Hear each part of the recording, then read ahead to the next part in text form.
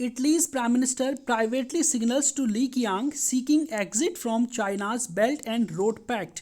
एक रिपोर्ट सामने आई है 10 सितंबर 2023 का। मिंट का आप आर्टिकल देख सकते हैं। इसमें दावा किया गया है कि जो इंडिया में G20 का समिट हुआ था, इस G20 के समिट में आपको तो पता है कि चाइना के जो प्रेसिडेंट शी जिनपिंग है वो इसमें हिस्सा लेने के लिए भारत नहीं आते हैं। वे अपने प्रतिनिधि के रूप में वहाँ के प्राइम मिनिस्टर ली कियांग को भारत भेजते हैं और ली कियांग ने G20 में चाइनीज डेलीगेशन का रिप्रेजेंटेशन किया था। तो यहाँ पर इटली की जो प्राइम मिनिस्टर है जॉर्जिया मेलोनी, वो तो भारत यात्रा पर आई थी। तो बताया जा रहा है कि जॉर्जिया मेलोनी और चाइना का जो प्रेसिडेंट है, का जो प्राइम मिनिस्टर है ली कियांग, इन दोनों के बीच में एक मीटिंग होती है और बताया जाता है कि ली कियांग इस मीटिंग में इनको बहुत ज़्यादा कन्विंस करने का प्रयास करते हैं कि आप हमारे belt and road initiative project को दोबारा से 2024 में जो एक्सपायर हो रहा है इसको दोबारा से रिन्यू करिए, हमारे BRI प्रोजेक्ट से बाहर मत आइए। लेकिन बताया जा रहा है कि जो जॉर्जिया मेलोनी है, इन्होंने साफ साफ कह दिया है कि हमें चाइना का जो belt and road initiative project है ये हमारी कंट्री के हित में नहीं है और हम सीधी सी बात है हम इस प्रोजेक्ट से बाहर आना चाहते हैं। तो चाइना के लिए एक बहुत बड़ा सेटबैक है और ऐसा नहीं है कि केवल अभी अभी हो रहा है, ये बहुत लंबे समय से हो रहा है। और मैं खुद ऑलरेडी इस पर 2 वीडियो से ज़्यादा वीडियो जो है अपलोड कर चुका हूँ। पिछले 2 साल से यहाँ पर बातचीत चल रही है चाइना और इटली के बीच में, और इस बार का G20 समिट चाइना के लिहाज से काफ़ी इंपॉर्टेंट रहा है क्योंकि इसमें चाइना को 2 झटके लगे। एक पहला तो इटली के प्राइम मिनिस्टर को मनाने का प्रयास करना, और इससे पहले आपको पता होगा जो ब्रिक्स की समिट थी और SCO की समिट थी, इन दोनों समिट में ये दोनों के दोनों ग्रुप चाइना डोमिनेटेड ग्रुप हैं और यहाँ पर चाइना ने अपने जो belt and road initiative project है इसको काफ़ी बढ़ाने चढ़ाने का प्रयास किया था, उसका एक तरह से विस्तार करने का प्रयास किया था। लेकिन G20 में चाइना को बहुत ही ज़ोरदार झटका लगा है और इस एग्रीमेंट में बताया जा रहा है कि चाइना को साफ साफ बता दिया गया है जॉर्जिया मेलोनी के द्वारा कि हम जो belt and road initiative project है इससे अक्टूबर के आसपास हम ऑफिशियली इसका ऐलान कर देंगे कि हम इससे जो है एग्जिट हो जाएंगे। 1-2 महीने के बाद जॉर्जिया मेलोनी की वार्ता होनी है चाइनीज़ प्रेसिडेंट शी जिनपिंग के साथ, वो चाइना जाने वाली हैं। तो उस समय बताया जा रहा है कि ऑफिशियली इस बात का ऐलान हो जाएगा कि जॉर्जिया मेलोनी जो है, जो वहाँ की प्राइम मिनिस्टर है इटली की, वो ऑफिशियली इटली को चाइना के belt and road initiative project से खुद को अलग कर लेंगी। अब आप यहाँ पर देख पा रहे होंगे आखिर अगर belt and road initiative project से इटली ने खुद को अलग कर दिया तो इससे चाइना को फ़र्क क्या पड़ने वाला है। देखिए इतना इंपॉर्टेंट है क्या है, देखिए इतना इंपॉर्टेंट है, डेफिनेटली है, क्योंकि इससे चाइना गंभीर रूप से प्रभावित होने वाला है। तो इसको जानने से पहले हम जानते हैं कि आखिर इसने इटली को यहाँ पर ले कैसे आया। उस समय चाइना की बहुत ज़्यादा तारीफ हुई थी 2019 में, जब आपने देखा होगा चाइना का इस दुनिया में सबसे बड़ा दुश्मन कौन है, अमेरिका है और वेस्टर्न कंट्रीज़ का ग्रुप है G7। इस G7 को बताया जाता है चाइना और रशिया का एंटी ग्रुप है। इससे पहले आपको पता होगा कि रशिया तो G7 में ऑलरेडी था, क्योंकि अमेरिका का मानना था कि रशिया को अगर हम अलग थलग करेंगे तो चीन और रूस का गठबंधन बन जाएगा जो हमारे लिए और ज़्यादा खतरनाक होगा। तो वैश्विक चुनौतियों से निपटने के लिए, ऑयल क्राइसिस से निपटने के लिए G7 की स्थापना की गई थी। और आज की डेट में जो G7 है ना, ये सीधा काउंटर किसका है, रशिया का है और चाइना का है। तो 2019 में उस वक्त चाइना को बहुत ही ज़्यादा प्रसिद्धि मिली थी, चाइना की पूरी दुनिया में तारीफ हुई थी कि उसने G7 ग्रुप, जो कि चाइना का कट्टर दुश्मन है, उस ग्रुप से इटली को निकाल के अपने belt and road initiative project में शामिल करा लिया। यानी कि जो ग्रुप ब्रिक्स का दुश्मन है, जो SCO का दुश्मन है, जो चाइना का दुश्मन है, उन 7 देशों के ग्रुप में से इटली को तोड़ के अपने belt and road initiative project में ले आना चाइना की कूटनीति के लिए एक बहुत बड़ी बात थी। और जब इटली ने चाइना का belt and road initiative project को ज्वाइन किया तो उसके बाद पूरी दुनिया ने देखा कि चाइना का belt and road initiative project तो बहुत ही बढ़िया है, हमको भी ज्वाइन करना चाहिए। तो चाइना के लिए एक तरह से एक्सक्यूज़ बन गया कि देखो जो G7 हमारा सबसे बड़ा दुश्मन है, जो वेस्टर्न कंट्रीज, जो अमेरिका हमारा सबसे बड़ा दुश्मन है, उसी का एक कंट्री इटली हमारे belt and road initiative project को ज्वाइन करना चाहता। तुम लोग तो हमारे दोस्त हो, तो तुम क्यों नहीं आते। तो उसकी देखा देखी में बहुत सारे जो कंट्रीज थे उसने भी चाइना के belt and road initiative project को ज्वाइन किया और कुछों ने जो ज्वाइन कर लिया था तो उन्होंने रिन्यू किया। लेकिन इटली समेत पूरी दुनिया को पता चल चुका है चाइना के belt and road initiative project की कि ये पूरी दुनिया को कर्ज के जाल में डुबोने जैसा है। बहुत सारे कंट्रीज़ हैं जिसमें से पाकिस्तान है, श्रीलंका है, मालदीव्स है और यहाँ पर अफ्रीकन कंट्रीज़ हैं जो कि चाइना के belt and road initiative project में जुड़कर बहुत ही ज़्यादा मंदी का शिकार हो गई हैं। और आपको साफ साफ पता होगा कि चाइना ने अपने पड़ोसी देश पाकिस्तान में क्या किया। पाकिस्तान ने चाइना पाकिस्तान इकोनॉमिक कॉरिडोर के नाम पर लगभग 35 से 40 बिलियन डॉलर के आसपास का लोन थमा दिया है पाकिस्तान को। और ये जो लोन पाकिस्तान को मिला था इसमें काम करने वाली सारी कंपनियां कहाँ की थी, चाइनीज़ थी। जो इंफ्रास्ट्रक्चर डेवलपमेंट हुआ इसके लिए सामान कहाँ से आया, चाइना से आया। लेबर जो कुशल कार्मिक थे, जो एक तरह से वैसे एम्प्लॉयज़ थे जो बड़े पदों पर बैठे थे, वो सारे चाइना के थे। बस लेबर मजदूरी इत्यादि पाकिस्तान से रखे। और नतीजा क्या हुआ, पाकिस्तान की इकोनॉमी में कोई खास इंपैक्ट नहीं पड़ा, इससे अच्छा इंपैक्ट नहीं पड़ा, बुरा इंपैक्ट बहुत ज़्यादा पड़ गया। और वो जो देश है पूरी तरह से डिफॉल्ट होने के कगार पर है। और श्रीलंका भी इसका एग्जाम्पल है। तो ठीक ऐसा इटली में भी देखने को मिला था। और इसके अलावा इटली के प्रोजेक्ट में ज्वाइन ना होने के और भी बहुत सारे कारण थे, जैसा कि मैं आपको बता चुका हूँ।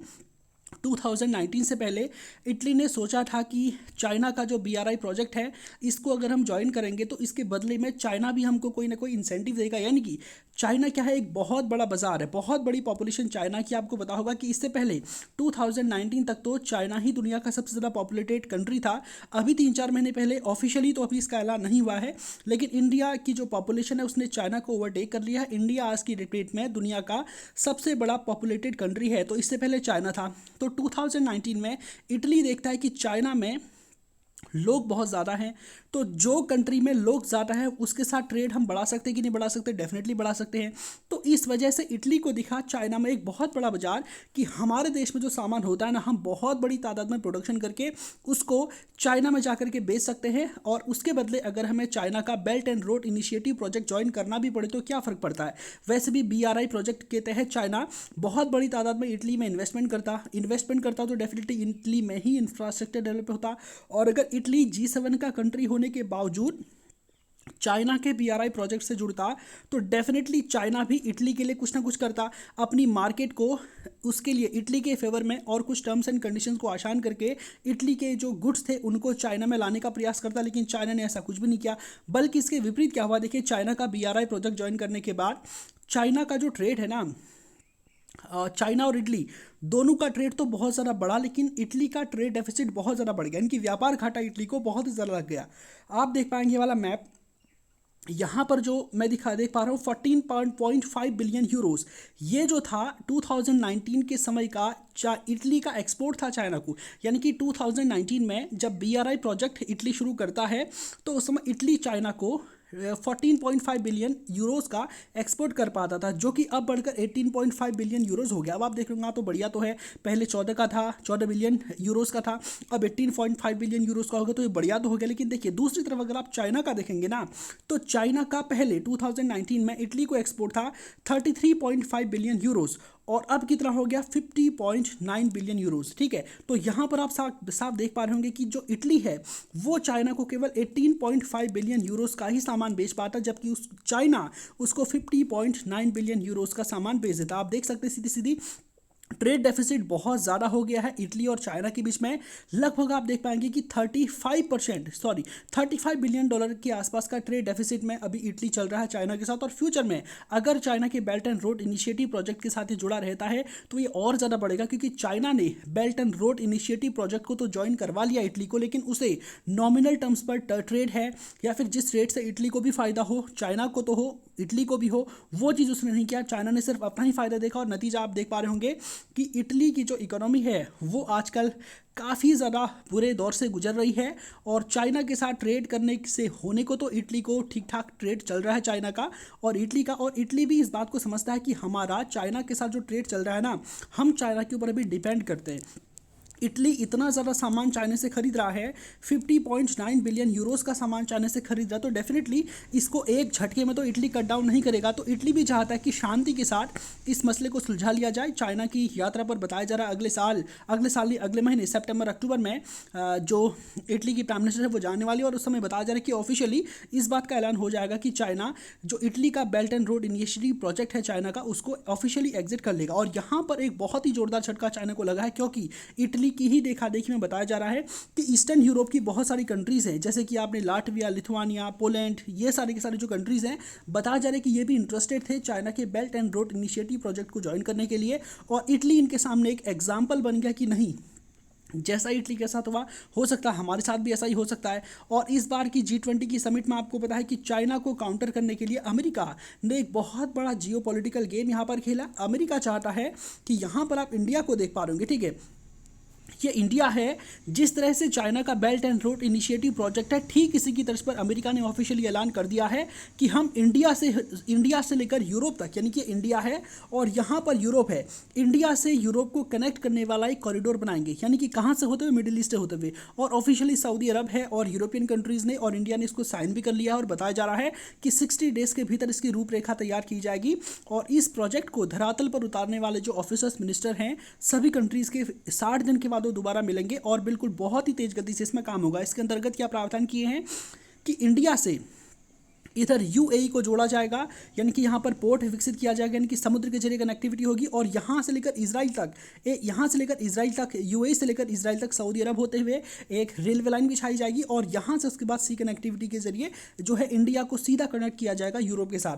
तो ये जो अमेरिका का गेम प्लान है ये चाइना के belt and road initiative project को काउंटर करने के लिए, और चाइना ने ऑफिशियली ये बता भी दिया है कि अमेरिका का ये जो प्लान होगा ये कभी सक्सेस नहीं हो पाएगा। हालांकि चाइना का belt and road initiative project बहुत ज़्यादा सक्सेस तो नहीं हुआ है, लेकिन बताया जा रहा है कि ये वाला कॉरिडोर अगर बनकर तैयार हो गया तो इंडिया का जो ट्रेड है इन वेस्टर्न कंट्रीज़ के साथ ये बहुत ज़्यादा इंप्रूव होगा, मिडिल ईस्ट के साथ इंप्रूव होगा, क्योंकि भारत भी प्रयास कर रहा है कि अपनी डिपेंडेंसी कैसे न कैसे करके चाइना पर से कम की जाए। क्योंकि आज की डेट में इंडिया दवाइयों का अगर सबसे बड़ा एक्सपोर्टर है, फार्मास्यूटिकल प्रोडक्ट का सबसे बड़ा एक्सपोर्टर है, तो उसके लिए रॉ मटेरियल चाइना से आता है।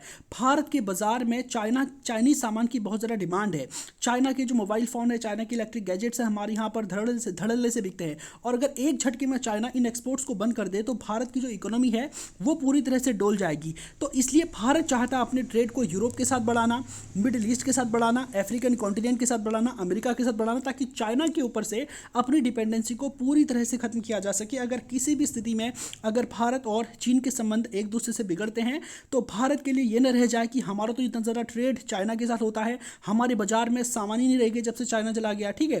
तो इसलिए भारत चाहता है कि ये कॉरिडोर सक्सेसफुली बने और अमेरिका भी इस मामले को लेकर बहुत ज़्यादा इंटरेस्टेड है कि चाइना का जो belt and road initiative project है इसको काउंटर किया जा सके। उम्मीद करता हूँ आज के सेशन में जो बातें आपको बताई आप ठीक से समझ पाए होंगे। तो आज के सेशन को यहीं पे समाप्त करते हैं। धन्यवाद।